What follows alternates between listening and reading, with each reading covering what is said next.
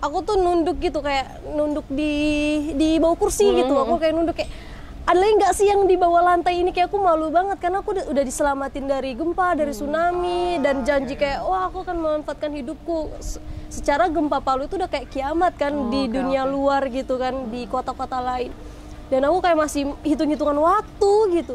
Akhirnya welcome to Unboxing Level Up. Di sini, kita akan bersama-sama naik level dengan mengupas sisi impactors yang sebenarnya melalui kisah perjalanan hidup mereka. Dari saat mereka mengalami situasi terpuruk, sampai akhirnya bisa bangkit kembali, menjadi orang yang lebih kuat dari sebelumnya. Here we go! Oke guys, kembali lagi nih kita ke sesi yang serius lagi ya serius. Setelah tadi kita udah seru-seruan bareng, tebak-tebakan lagu, kita mau lanjutin lagi. Oke. Gimana nih Kes, udah siap? Udah, mau diapain aja nih? Biasa aja ya padahal ya. Oke, serius. Oke, nah aku juga pengen tahu nih Kes. Sampok sama Ram. Gue sampai madep sananya boleh nggak sih ketawa soalnya kalau madep Kesnya. Aku lagi ngebayangin sendiri muka gue cuy. Mau lihat dulu nggak Kes? Oke, gak apa-apa. Kesnya kan dulu Sang Dewi. Bener-bener kayak Sang Dewi. Iya. Oke. Duh lucu banget, sumpah. Kesnya kan dulu gedenya kan dari ini kan pindah ke Palu. Iya. Dari Manado ke Palu, Palu gitu kan. Nah, terus gimana sih akhirnya memutuskan untuk pindahnya itu ke Jogja gitu loh. Pindahnya ke Jogja dan tidak di kota lain. Mungkin kan misalnya kalau di Jawa kan ada tuh kota-kota besar kayak Jakarta, Surabaya, Bandung. Kenapa memilihnya itu untuk di Jogja? Oke, jadi kan tadi Gimana ini nggak ada Pak produsernya? katanya aku ceritain. Gak sanggup aku. Katanya aku ceritain kan. Aku diem loh guys. Tuh, karena aku ceritain. Gue udah dicopot aja kan itu. Lucu banget. Lucu banget. Karena aku ceritain kan kalau aku tuh kelas 2 SMA tuh di tunggu dulu, cut dulu bisa.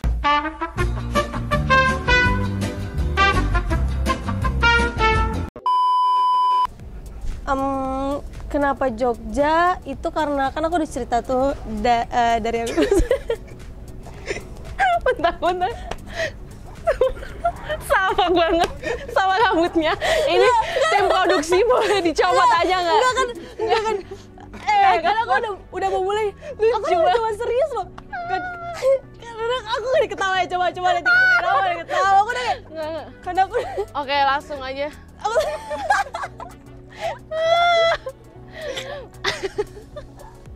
Kan tadi aku udah bilang, aku udah serius loh kayak. Karena aku udah bilang. Karena lucu banget. Boleh dicopot aja nggak tim produksi boleh? Oke, boleh dicopot. Iya karena salfok guys, maaf daripada serius daripada kita ketawa, dilepas aja ya. Nanti aja kita foto di akhir pakai ini ya fotonya ya. Oke. Oke, Kes, lepas aja Kes. Lepas aja Kes. Aku udah bilang. Lepas sebelum podcast ini jadi 1 jam cuman gara-gara ketawa. Gimana sih? Oh, karena warna-warninya kayaknya. Iya. Coba kamu. Sini. Aku simpenin. Dah, oke. Maaf ya tim produksi. Iya. Kan tadi aku bilang kan, aku emang main musik tradisional dari 2013. Tapi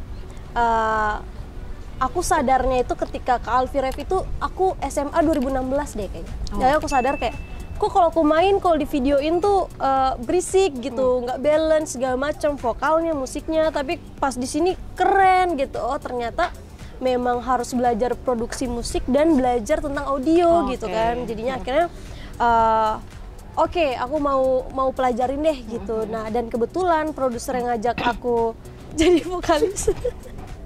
Jadi vokalis itu tuh orang Jogja. Cuma parah. Jadi parah. Sumpah, gue parah banget sih. Aku udah berusaha nahan di dalam. Lu jangan ketawa. One eternity later.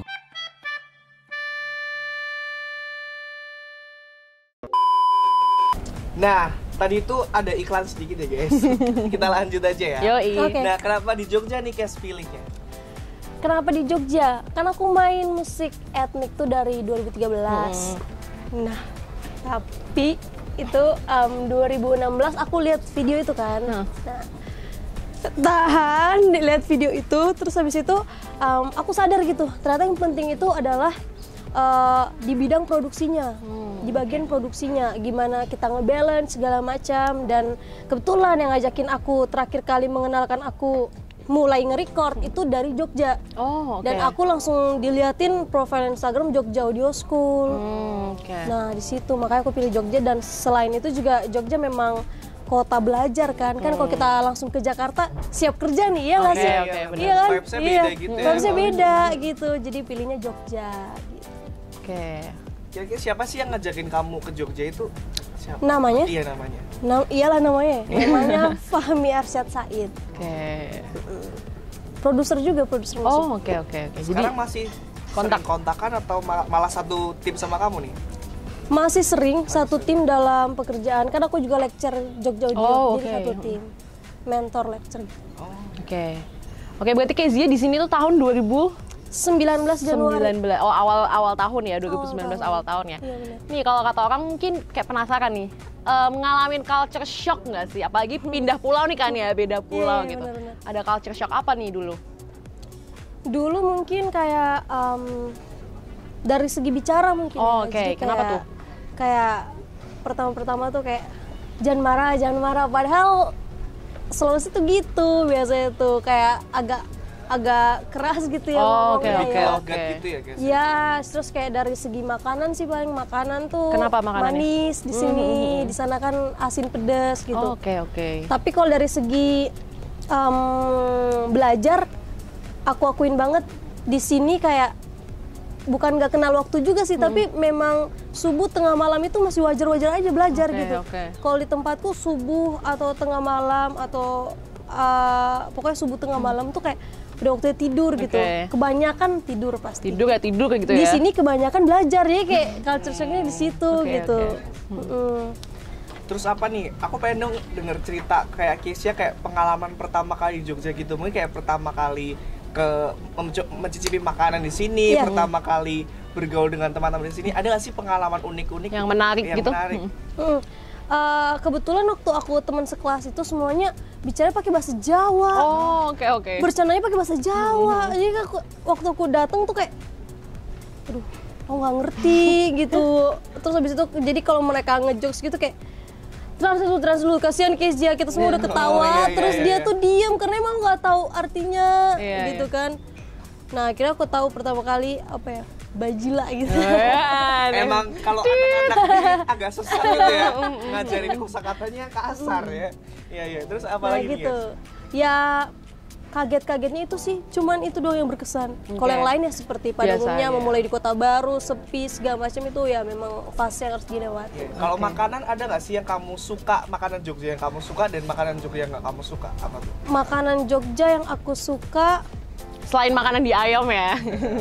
Jadi kan enak banget. Suka di ayam. Iya. Aku suka gudeg. Suka gudeg. Manis loh berarti. Iya, tapi ada yang kayak nggak terlalu nggak sih? Iya. Tapi ada yang manis banget gitu kan. Terus ada langganan kan. Terus habis itu kalau yang kurang cocok mungkin ya, bukan nggak suka, pecel. Bumbu kacang gitu ya? Ya, karena kenapa pakai nasi, pakai kacang nasi. Dicampur-campur. Iya, itu kayak nasi kok pakai bumbu kacang iya, gitu mungkin ya? karena selama aku 19 tahun hidup kemarin nggak pernah gitu makan nasi pecel lah. Makan pecel tuh nggak pernah, jadi kayak nggak bisa masuk. Akhirnya aku makan pecel itu cuman sayur rebusnya, terus nggak aku buka itunya, kacangnya. Saus kacangnya? Iya, jadi mereka, kok kamu makannya gitu? Biar masuk. Biar masuk, daripada dibuang gitu. Oke. Kalau itu dari segi makanan ya? Kalau dari segi Jogjanya sendiri, kotanya sendiri, apa sih yang Kezia suka dari Jogja? Entah orangnya, ambience-nya, kebiasaannya, atau apapun itu dari Jogja? Sebenarnya satu lagi ternyata yang aku lupa. Pertama kali ngelihat Youth Impact. Jadi kayak berapa tuh masuk Youth Impact? Iya. Kalau masuk ibadahnya 2019. Kan langsung gereja. Oh iya benar ya. Benar. Sampai di Jogja ya. Itu dia masih di Merapi Merbabu. Oh iya. Terus aku lihat, wah ini baru youth nih, on fire gitu segala macam. Terus pas khotbah juga on fire, jadi kayak diberkati banget gitu. Waktu pertama kali datang Jogja tuh beda, soalnya beda gitu. Jadi kayak wow, amazed banget sih. Terus kalau kebiasaan orang-orang sini, ya tadi sih ya menurutku lebih efisien. Jadi kayak misal aku dari sana tuh sehari ngerjain 2 hal atau 3 hal itu udah merasa wah produktif, capek nih. capek. Gitu. Di sini tuh kayak kayak 5 hal, 6 hal aja masih kayak pulangnya bisa biasa gitu gitu. Kecuali udah kayak 10 gitu baru capek gitu sih. Oke, berarti mungkin tadi ngebahas dikit ya Kak tentang Youth Impact. Kenapa amazed banget pertama kali, wah on fire banget nih. Nah, kenapa sih akhirnya seorang Kezia ini memutuskan buat oke, aku mau tertanam nih di Youth Impact. Itu kenapa pada akhirnya? Nah, sebenarnya kan aku mikirnya kalau aku udah di Jogja nih, aku nggak mau buang-buang waktu, aku mau benar-benar fokus kemarin tuh. Akhirnya pas Kak Martin yang WL tuh, Kak Martin WL terus bawain satu lagu worship yang deep banget sampai aku tuh pertama kalinya jemaat, aku tuh nunduk gitu, kayak nunduk di bawah kursi gitu. Aku kayak nunduk kayak ada lagi nggak sih yang di bawah lantai ini, kayak aku malu banget karena aku udah diselamatin dari gempa, dari tsunami, dan janji kayak wah aku akan memanfaatkan hidupku. Secara gempa Palu itu udah kayak kiamat kan di dunia luar gitu kan, di kota-kota lain. Dan aku kayak masih hitung-hitungan waktu gitu. Akhirnya aku sendiri bilang, oke, aku masuk Yiskan kemarin ada yang nawarin, yes, Youth Impact Squad ya. Nah, akhirnya aku daftar dan puji Tuhan sampai sekarang masih setia tertanam di Youth Impact. Wow. Berarti sebenarnya turning point Kezia ini karena Kezia sempat diselamatkan ya, ngerasa diselamatin di gempa Palu itu ya, Kes. Gempanya tahun berapa tuh, Kes, kalau boleh tahu? 2018. Oke, 2018. September. Oke, dan 2019 awal Kezia dapat kesempatan buat ngerantau, jadi feeling grateful banget ya. Yes, tapi si manusianya kan ada kan kayak, wah aku tahu, yes nih kayak pertemuannya. Iya. Terus banyak hal yang harus ya, namanya job pelayanan kan. Tapi akhirnya itu sih disadarkan kayak, wah kok hitung-hitungan ya gitu. Nah kalau di Youth Impact sendiri ini Kezia nih ikut apa aja sih di Youth Impact? Mungkin kayak pelayanan apa, komsel apa, dan mungkin ada nggak sih kegiatan lain yang selama di Youth Impact?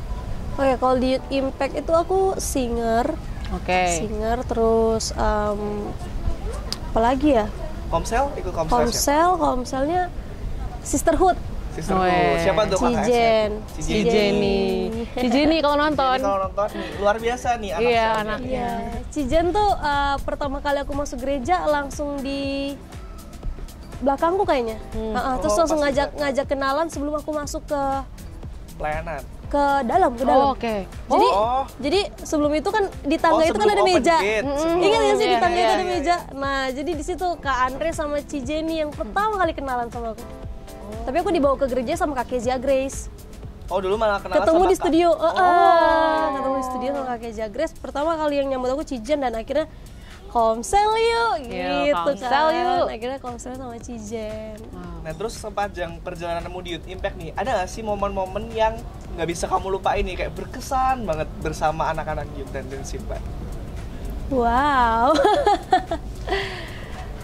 Kalau misalnya berkesan sih, menurut aku apa ya, kayak dari awal sampai sekarang seru-seru banget aja sih. Makanya kalau kayak ada orang bilang ini kurang merangkul mungkin ya, menurut aku kurang bisa aku terima karena aku pun datang ke Youth Impact itu anak Sulawesi yang nggak punya teman juga, buktinya bisa gitu, buktinya bisa. Jadi aku rasa Youth Impact itu berkesan banget buat aku sih, semua halnya berkesan banget buat aku, saling supportnya gitu-gitu. Jadi benar-benar Youth and Teens Impact ini benar-benar jadi komunitas yang ngerangkul banget ya, ngerangkul Kezia banget dari awal ini ya. Bisa jadi rumah aku untuk pulang sih aku bilang, karena walaupun nggak dirangkul banget, ya di Jogja mau kemana ayo di gereja sini aja deh.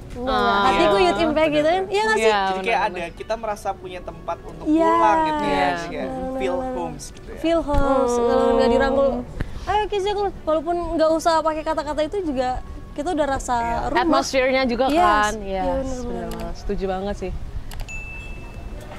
Oke, kenapa pelayanan PW? Nah, pelayanan PW. sesuai passion nggak sih? Ya benar juga ya. Apa jawaban Isi? Siapa tahu ada jawaban lain loh di belakang alasan itu. lain nih, kira-kira. Kenapa pelayanan PW ya? Mungkin kalau itu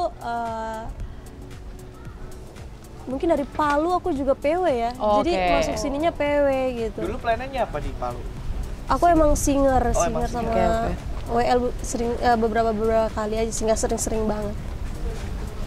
Dan berarti 2019, 20, 21, 22 udah 4 tahun nih. Menurut Kezia tuh pelayanan tuh apa sih buat hidup Kezia? Wede. Pelayanan tuh seperti yang kan kita di Youth Impact Squad, kayak ngejelasinnya bukan sama Youth Impact Squad. Nggak masalah, gitu kan. Nggak apa-apa. Sharing juga nih ke teman-teman lainnya ya. Siapa tahu nanti ada yang mau langsung join Impact Squad kan ya? Langsung aja Mantap. daftar ya. Di next recruitment ya. Jadi di Youth Impact Squad itu kan sebelum kita masuk terpilih dan bahkan sebelum kita pelayanan itu kita ada trainingnya. Trainingnya ada praktek. Aku Pondok Daud 1 tahun dulu. Setiap hari Selasa jam 6 sampai jam 7 pagi gitu kan. Terus sama beberapa hari gitu kan. Nah, tapi sebelum itu tuh ada training lainnya tentang firman. Psikologi juga ada ya? Psikologi juga ada nggak sih? Ada Iya, kan? dulu ada yang tes kepribadian itu, Yes. kayak 16 tipe kepribadian. Iya, Gitu aku juga masuk. pernah. Nah, akhirnya aku ingat kata-katanya apa namanya? Kok jadi lupa ya? Siapa nih? Siapa nih? Waktu training Kok Yes. Agung? Oh, Agung, Agung. sorry. Itu kayak mau bilang pastor, pendeta, namanya Kok Agung? iya, kok Agung. Maksudnya kan dulu diminta gini nih, yang di sini tuh kok Agung maunya yang berkomitmen gitu. Kalau misal hanya karena lagunya atau karena gerejanya deket atau karena segala hal, kalau misalnya karena itu doang bisa berdiri dan nggak apa-apa sebelum dilantik. Itu aku ingat banget dan diajar banget kayak pelayanan itu bukan biar Tuhan makin cinta sama kita, karena kita buat dosa pun juga cinta Tuhan udah segila itu kan sama kita kan. Jadi ketika kita pelayanan, ketika kita berdoa itu biar kita yang makin cinta sama Tuhan. Nah itu yang aku dapat dari pelayanan sih. Bagiku pelayanan itu aku yang jadi bersyukur loh. Maksudnya aku yang jadi bersyukur setiap selesai pelayanan. Pasti ada energi, pasti ada kekuatan, ada sukacita damai gitu setelah pelayanan. Benar-benar. Nah, Kezia kan nih sebagai anak rantau ya ceritanya di Yogyakarta. Menurut kamu penting nggak sih sebuah komunitas rohani untuk seperti kamu nih anak-anak rantau? Menurut kamu penting nggak buat mereka? Wah, penting Berat nih. Berat nih. Penting banget sih, Iya. bener, penting banget. Karena ya itu sih kita saling support, saling supportnya ada. Terus kayak sekecil kayak mendengarkan kan, kalau misal ada yang biasa ketika kita kalau misal ada yang ngasih saran, ada yang diem. Tapi sekecil mendengarkan itu kita jadi nggak nampung itu sendirian gitu, nggak nampung itu sendirian. Terus kayak pentingnya komunitas ini ya biar kita disadarkan terus gitu, untuk percaya, untuk berharap, untuk percaya gitu. Kita disadarkan terus gitu. Jadi iman kita jadi bangkit segala macam gitu. Di tengah yang nggak bisa dipungkiri, dunia ini berubah-ubah terus gitu. Bener banget. Kadang kayak gagal itu segimana kita anggap gagal itu gitu. Kalau kita anggap itu udah gede banget, tanpa komunitas yang kuat, tanpa kokoh di komunitas tertentu, bakal menyerah tuh bukan karena salah kita juga sih, karena memang terlalu berat gitu. Pastinya juga sebagai manusia kan makhluk sosial ya, pasti kita juga butuh support dan juga dukungan secara psikologi dari orang lain ya pastinya. Tapi tentunya juga harus tetap pilih-pilih sih komunitas yang membangun. Yang membangun pastinya. Membangun. Itu sih, oke. Nah, tadi udah ngomong nih kan Youth and Teens Impact nih penting banget nih buat Kezia, karena ya sepenting itu buat ngingetin mau belok nih diingetin nih sama teman komsel, sama teman pelayanan. Nah, selama udah beberapa tahun nih di Youth and Teens Impact, Kezia apa sih yang didapat di Youth and Teens Impact ini? Oke, di Youth and Teens Impact ini menurut aku tuh kalau buat Tuhan tuh kita harus kayak rela gitu loh. Harus kayak rela, harus kayak memang kita melayani raja di atas segala raja. Memang Tuhan kayak diajarin Tuhan memang murah kasih, tapi ya gimana wujud kita juga harus maksimal melayani Tuhan. Ada harga yang harus dibayar ya. Yes, kayak dari gereja ini aku belajar kayak di training, terus habis itu diiniin PD dulu setahun, terus habis itu ada doa. Dulu kita doa kan setiap Sabtu. Bahkan juga wajib puasa ya. Setiap Sabtu doa, waktu pagi kita doa bareng, terus wajib puasa, terus nguliknya harus gitu. Jadi kayak bener-bener ya untuk Tuhan juga tanggung jawabnya juga lumayan gitu. Diajarkan bahkan kita itu. Melakukan perkara duniawi pun kita harus all in, apalagi juga untuk Tuhan kita harus habis-habisan juga. Bener banget. Oke. Nih. Nah, ini Kesha kan udah banyak pengalaman nih di Jogja, di Youth Impact dan segala macam ya. Nah, mungkin ada nggak sih gambaran Kesha ke depannya tuh mau seperti apa? Apakah rencananya mau ya tetap stay di Jogja atau mungkin mau keluar kota dan melanjutkan karir di sana? Gimana nih? Gambaran mungkin sekitar 5 tahun, 7 tahun ke depan nih, gimana? Oke, 5 tahun, 7 tahun depan malah aku pengennya udah punya usaha sendiri yang dihandle sama tim. Jadi aku nextnya QC doang gitu. Jadi quality control. Jadi aku bisa mobile di mana aja. Mau kerjanya lewat Bali, lewat Jakarta, lewat Jogja itu mobile bisa. Harapannya sih gitu 5 tahun depan. Amin. Gitu. Amin banget. Amin. Tapi untuk domisili sendiri maunya stay di mana nih? Pengennya? Sejauh ini paling nyamannya di Jogja sih. Paling nyamannya di Jogja. Jogja berarti nyaman. Yes, karena di Jakarta juga sebenarnya oke gitu. Untuk merintis, aku juga nggak bisa pungkiri kalau misalnya memang ada beberapa bulan atau 1 tahun aku di Jakarta next gitu. Cuman itu untuk ngerintis, kalau untuk tinggal domisili tetap di Jogja ya? iya gitu nyamannya. Iklan guys. Iklan. Ada kereta api. Panjang ya kereta apinya.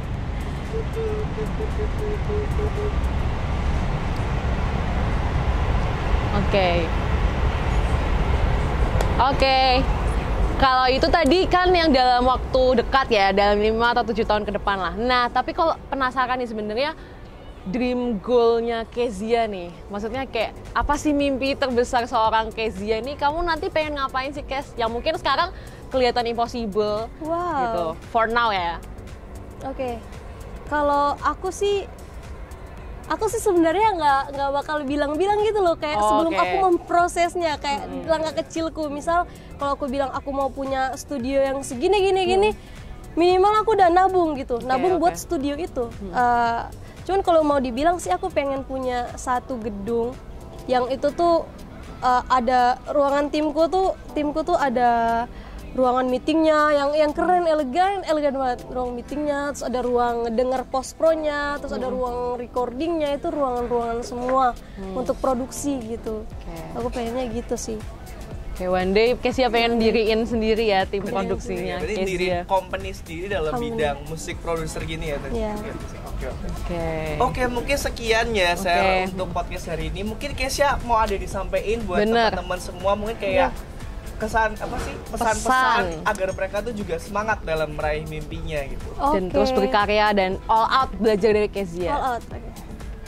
Oke, jadi teman-teman lihatnya di mana di sini ya? Oke. Jadi kalau pesan dari aku sih yang satu pasti harus selalu semangat gitu, harus selalu percaya, harus doa dan usaha itu berbarengan, dua-duanya harus effort lah gitu, karena orang yang kalian lihat keren atau kalian lihat keren itu kadang hanya sedikit lebih cepat dan sedikit lebih berani gitu. Jadi kalian harus tetap percaya dan berusaha gitu. Wow. Tangannya buat Kesha teman-teman. Keren banget. So, sekali lagi thank you Kezia, thank you juga buat Impacters yang udah pada nonton. Thank you banget, kita sangat terberkati dengan hidup Kezia, kita belajar banyak banget ya. Yoel ya. Bener banget. Pastinya juga teman-teman di sini bisa terinspirasi sama cerita-cerita Kesha, perjuangan Kesha, bahkan merantau loh ke Jogja sendirian gitu ya. Iya. Dan sukses. Amin. Nah, jangan lupa teman-teman untuk subscribe juga channel Impacters Corner. Like, komen ya kalau kalian suka sama konten ini. Jangan lupa juga di-share ke teman-teman kalian supaya semuanya juga terberkati. Yes. So, see you. And God bless you. Bye. Sekeren ini parah. Dari tadi ya sepanjang Tasya cerita, jujur nih aku bener-bener melihat Tasya nih bener-bener melakukan yang namanya do the best and let God do the rest. Iya, bener-bener. Itu yang aku selalu pegang. Bener banget. Parah banget, Syah, keren banget. Ya, itu bener-bener kalau nggak Tuhan ya Allah. Oke. Kira-kira ada cerita unik lain nggak seputar Iya. persiapan kamu dari mau berangkat ke US gitu? Oke, Mungkin dari saudara atau teman-teman, gimana nih tanggapan mereka? Oke, kalau tanggapan mereka